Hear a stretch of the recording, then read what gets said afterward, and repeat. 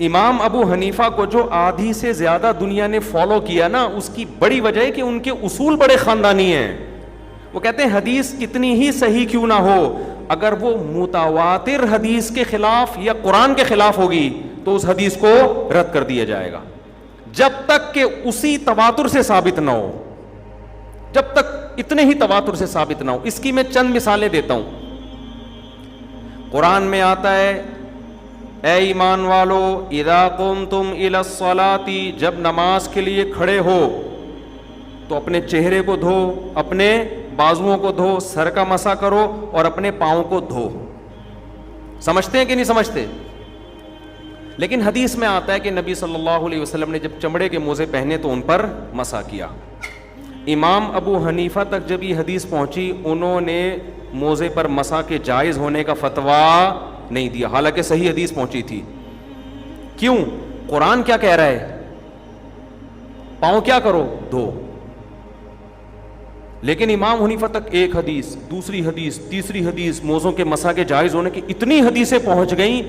پھر امام صاحب نے کہا ما قلت بالمسح علی الخفین، میں نے اس وقت تک موزوں پہ یعنی خفین پر مسح کے جائز ہونے کا فتویٰ نہیں دیا حتی ظہر علی مثل ضوء النہار، جب تک کہ اس کا جائز ہونا سورج کی روشنی کی طرح میرے سامنے ثابت نہیں ہو گیا. اتنی حدیثیں میرے تک پہنچ گئیں کہ جیسے چڑھتے سورج کو دیکھ کے یقین ہوتا ہے کہ یہ ہے، ایسے یقین ہو گیا واقعی نبی نے موزوں پر مسح کیا ہے. اس کے بعد میں نے فتویٰ دیا، کیونکہ بہت کثرت سے روایتیں جن میں آتا ہے نا آپ نے خفین پر مسح کیا. سمجھتے ہیں بات کو؟ اب اگر ایک دو حدیثیں ہوتی نا موزوں پہ مسح کی، چاہے وہ بخاری کی ہوتی چاہے وہ مسلم کی، امام حنیفہ نے فتویٰ نہیں دینا تھا.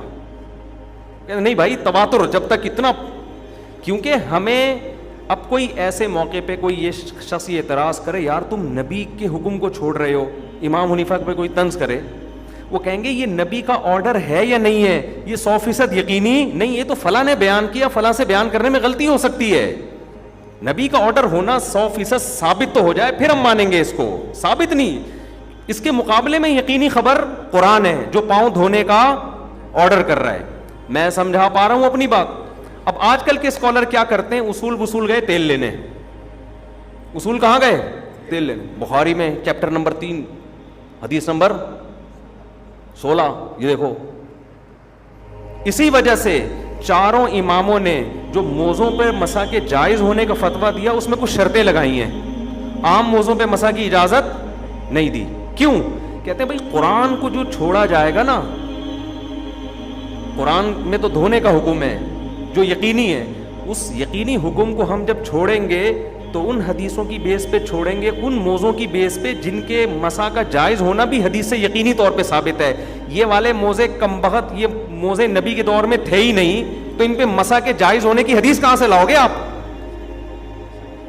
نہیں یاری بات سمجھ میں؟ کیونکہ آپ نے اگر کورڈ پاؤں کو مسح کرنے کا جائز قرار دینا ہے، وہ شرطیں نہیں لانی جو نبی کے دور میں جو شرطیں تھیں. نبی کے دور میں موزوں میں سب سے بڑی شرط پتہ ہے کیا تھی؟ صحابہ جو موزے پہنتے تھے یا نبی، وہ جوتوں کی جگہ استعمال ہوتے تھے. انہیں پہن کے جوتے پہننے کی ضرورت نہیں، انہیں پہن کے لمبے لمبے سفر کرتے تھے صحابہ کرام.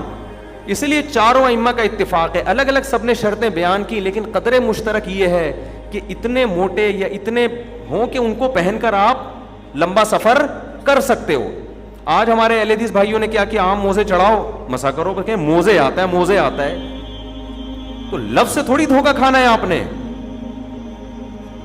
ایسے تو کوئی ٹیشو پیپر پاؤں پہ باندھ لے، کورڈ ہی کرنا ہے نا، ٹیشو پیپر باندھ لو ربڑ سے، اس کے اوپر مسح کر لو، تو کورڈ ہونا کافی تھوڑی ہے.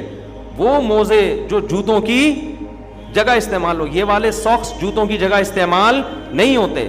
اب کوئی ہمیں بار بار لوگ چیلنج کرتے ہیں حدیث میں آ رہا ہے، حدیث میں آ رہا ہے، حدیث میں آ رہا ہے. او بھائی قرآن میں دھونے کا حکم ہے، جب تک یقینی چیز ہمارے پاس نہیں ہوگی اس قرآن کے حکم سے تجاوز نہیں کیا جائے گا. اور یہ عام موزے تو آپ نلکے کے نیچے رکھو تو پورا پاؤں ویسے ہی گیلا ہو جاتا ہے. وہاں تو ضرورت تھی پاؤں دھونے کے لیے موزہ اتارنا پڑ رہا تھا، یہاں تو اتارنے کی ضرورت ہی نہیں ہے. عام موزے کے پہنے ہوئے پورا پاؤں دھو سکتے ہو آپ. وہاں تو اس لیے کہ یار اتارنا پڑے گا اس کو، شریعت نے کہا اتارے بغیر ہی کر لو، چلو اسی پہ مسح کر لو، اللہ قبول کر لے گا. مثالیں سمجھ میں آ رہی ہیں کہ نہیں آ رہی؟ اور کچھ خاندانی مثال